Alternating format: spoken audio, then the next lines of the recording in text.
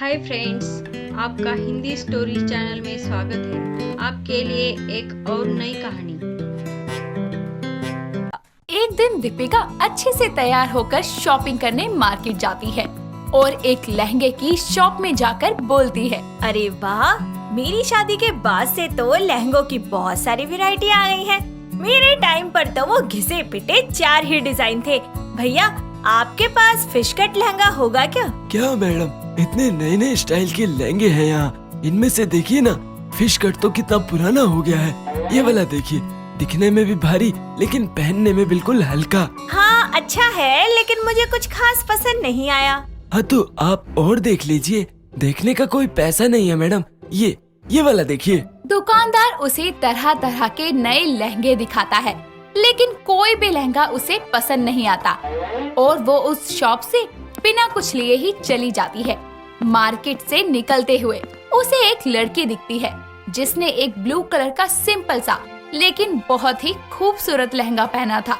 दीपिका की नजर उस लहंगे से हट ही नहीं रही थी।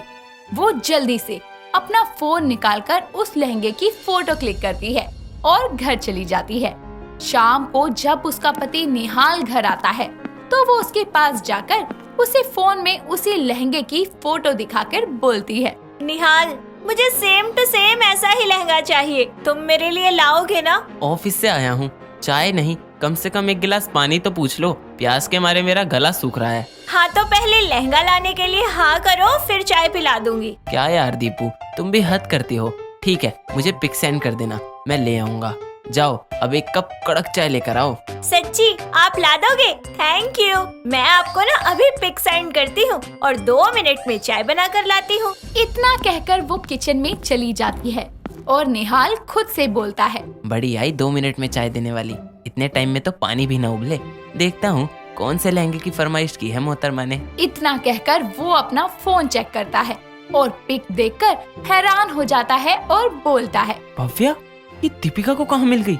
और दीपिका को पसंद भी आया तो क्या अपनी सौतन का लहंगा? हे भगवान, आपको मेरे दोनों हाथों में लड्डू बर्दाश्त नहीं हो रहे क्या?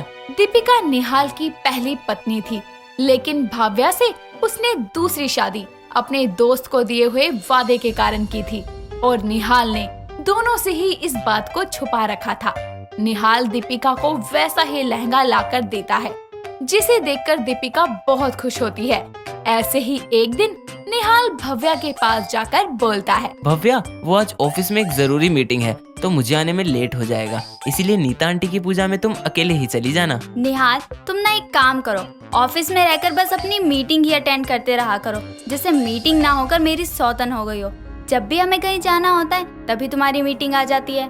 बेबी सॉरी ना, और मैं थोड़ी ना तुम्हारी सौतन, मतलब मीटिंग को ऐसे टाइम पर आने को कहता हूँ। चलो, बहुत लेट हो गया, मैं निकलता हूँ। इतना कहकर वो चला जाता है और भव्या अपना उसी दिन वाला लहंगा डालकर तैयार होकर नीता आंटी के यहाँ पूजा में जाती है, जहाँ दीपिका भी निहाल का लाया हुआ लहंगा पहनकर आई होती है और भव्या को वहाँ देखती है। तभी दीपिका की सहेली दिव्या उसके पास आकर बोलती है, दीपिका, दीपिका, अरे भाई, किसको देखे जा रही है तू, जो तुझे मेरी आवाज भी नहीं सुनाई दे रही? ओए दिव्या, एक बात बता, वो जो लड़की वहाँ लहंगे में खड़ी है वो तेरी कुछ लगती है क्या? वो ब्लू लहंगे वाली, वो तो भव्या है। आ, मिलवाती हूँ तुझे। इतना बोलकर वो दीपिका को भव्या के पास लेकर जाती है और दोनों को एक दूसरे से मिलवाते हुए बोलती है, भव्या, ये मेरी फ्रेंड है दीपिका, और दीपिका ये है भव्या, मेरे पड़ोस में रहती है। हेलो दीपिका, तुमने तो बिल्कुल मेरे जैसा ही लहंगा पहन रखा है। कहाँ से मिला तुम्हें ये लहंगा मुझे मेरे हस्बैंड ने दिया है। वो क्या है ना, एक दिन मैंने तुम्हें यही लहंगा पहने मार्केट में देखा था, तब मैंने तुम्हारे छुपके से फोटो क्लिक कर ली थी, फिर अपने हस्बैंड से मंगवा लिया। क्या बात है, ये लहंगा भी मुझे मेरे पति ने ही गिफ्ट किया था। वैसे तुम पर ये कलर अच्छा लग रहा है। तुम दोनों के कपड़ों की पसंद तो एक जैसी निकली। मैंने अभी ध्यान दिया कि तुम दोनों ने एक जैसे लहंगे पहने हुए हैं। चलो तुम दोनों बात करो, मैं माँ की कुछ हेल्प करके आती हूँ। जिसके बाद दिव्या वहाँ से चली जाती है और वो दोनों आपस में बातें करने लगती हैं। ऐसे ही समय बीतता है। धीरे धीरे दोनों एक दूसरे से बातें करने लगती हैं और साथ ही साथ अच्छी दोस्त भी बन जाती हैं।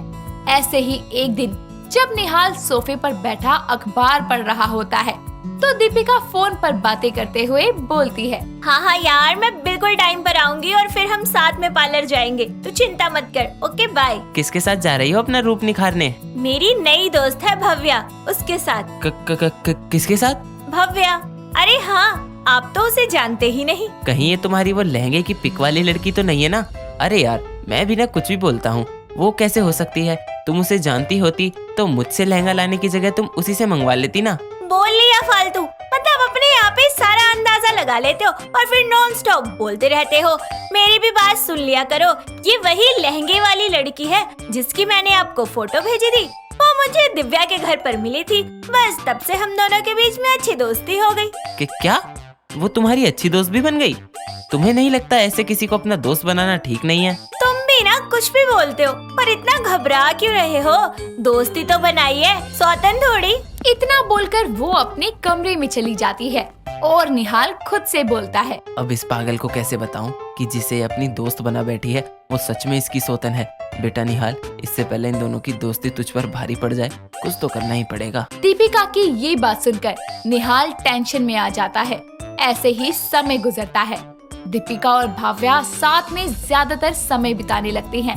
ऐसे ही एक दिन दोनों मिलकर लहंगे की शॉपिंग करने जाती हैं और दोनों एक ही डिजाइन में अलग अलग लहंगा लेती हैं और घर जाकर उन्हें ट्राई करती हैं। तभी दीपिका देखती है कि उसका लहंगा साइड से फटा हुआ है, जिसके बाद वो लहंगे को पैक करके रख देती है।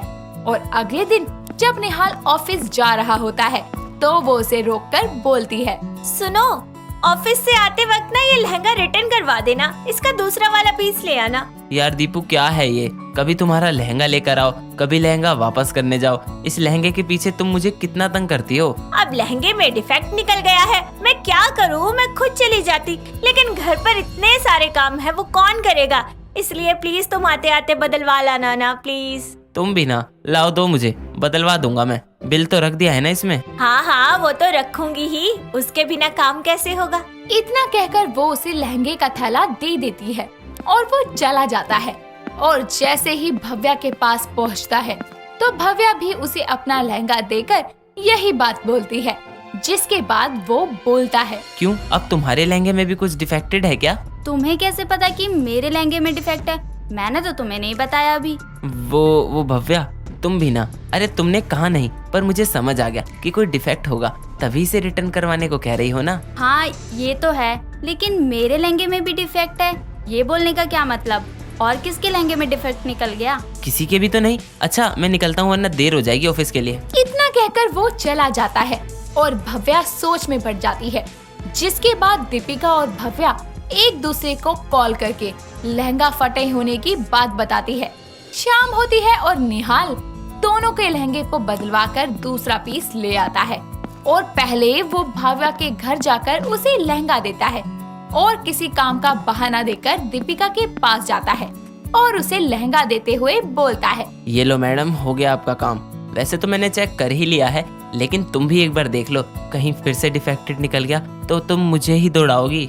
हाँ हाँ, शांति रखो, देख रही हूँ अभी। जिसके बाद वो लहंगे को चेक करके बोलती है, अरे ये किस मोहतरमा का लहंगा उठा लाए? मेरा लहंगा पिंक कलर का था, ये तो कोई ग्रीन कलर का है। कहीं पिंक वाला मैं भव्या को तो नहीं दिया? क्या? किसको दिया है? और सेम डिजाइन में इस कलर का लहंगा तो भव्या ने लिया था। उसके बाद इतना कहते ही वो उसके हाथ से लहंगा लेकर बोलता है, लगता है दुकान वाले ने गलती से इस कलर का लहंगा दे दिया, मैं अभी तुम्हारा वाला लेकर आता हूँ। इतना कहकर वो भागते हुए घर से निकलता है और उसे ऐसे जल्दबाजी में जाते हुए देखकर दीपिका भी उसके पीछे जाती है। कुछ ही देर में वो भव्या के पास जाकर बोलता है, वो भव्या, तुम्हारा लहंगा ये रहा जो मैंने तुम्हें दिया था, वो वापस करो। हाँ, मैं भी तुम्हें फोन करके यही कहने वाली थी। इतने में ही दीपिका भी वहाँ आकर बोलती है, अच्छा तो अब समझी कि लहंगे की अदला बदली कहाँ हो गई थी। निहाल, भव्या से तुम्हारा क्या रिश्ता है? मैं इनकी पत्नी हूँ। पर दीपिका, तुम इस वक्त यहाँ क्या कर रही हो? मेरे पति यहाँ है तो मैं कहीं और कैसे हो सकती हूँ? जिसके बाद निहाल उन्हें सब कुछ बताता है और सच सुनकर दोनों हैरान हो जाती हैं और भव्या बोलती है, सच जानने के बाद मैं यहाँ एक पल भी रुकने वाली नहीं। अरे मुझे तो अपने आप पर गुस्सा आ रहा है कि शादी के बाद अगर मुझे कोई लहंगा पसंद आया तो वो भी अपनी सौतन का, और आज उस लहंगे की वजह से ही मेरे सामने सारी सच्चाई आई है। इतना कहकर वो दोनों वहाँ से पैर पटकते हुए चली जाती हैं और निहाल दुखी होकर अपना सर पकड़ लेता है। आपको कहानी पसंद आई तो प्लीज लाइक, शेयर और चैनल को सब्सक्राइब करें। धन्यवाद।